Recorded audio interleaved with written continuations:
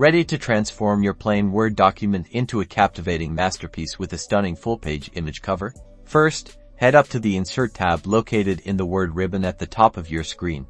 Now, click on the Pictures drop-down menu. This will give you options for where you want to insert your picture from. Choose the option This device to select an image directly from your computer. Browse through your files and select the image you want to use for your cover page. Once you found it, click Insert.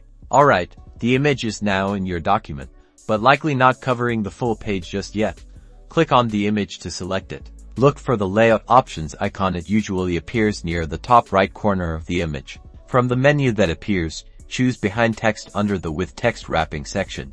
Now, drag the corners of the image to resize it until it fills the entire page, covering all the margins. Make sure to stretch it proportionally to avoid distortion.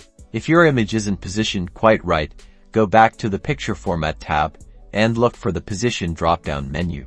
Experiment with the different positioning options like Position in top left with square text wrapping and Position in bottom center with square text wrapping to get the look you desire.